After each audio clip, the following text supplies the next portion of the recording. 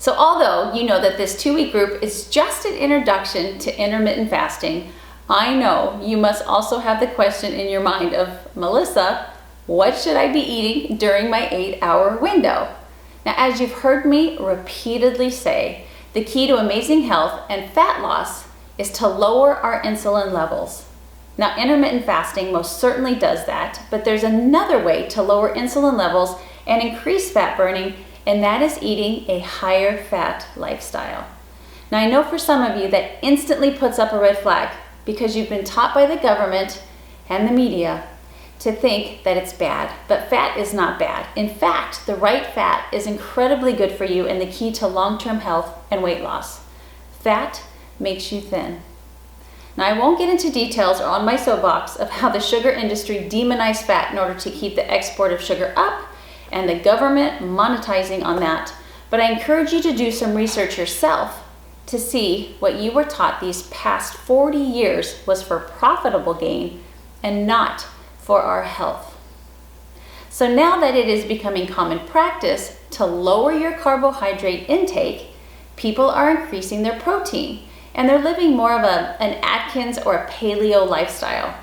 Now, although we do need an adequate supply of protein in our diet, too many people are eating too much, which is not good for us. But with the fear of fat and knowing that we need to lower our carbohydrates, people think that their only choice is to raise protein.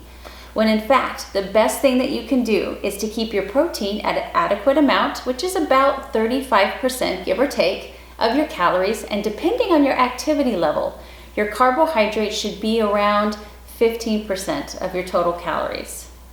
Now, with that being said, the rest of your calories should come from healthy fats. We're talking 50% of your daily caloric needs coming from good old-fashioned fat.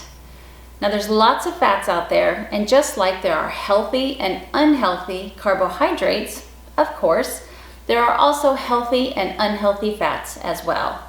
You want to avoid any and all vegetable fats, processed fat, and fats that come from animals that aren't raised in their natural environment. Now, the best places to find healthy fats are from the meat and butter of grass-fed cows, wild-caught fatty fish like salmon, pasture-raised poultry for meat and eggs, nuts, coconut and olive oil, seeds, and avocados. Now, I wrote an ebook about this very subject that helps you decide what percentages you should have in your diet coming from fat, protein, and carbohydrates. And not only that, but I also do answer a lot of questions that come to people's minds when they're considering eating a diet that is higher in fat. I'll post that link below, okay? So honestly, the secret to me being able to stay this lean for as long as I have has been a partnership of both intermittent fasting and eating a higher fat, lower carb lifestyle. The two go together like bacon and eggs or celery and almond butter. Yum.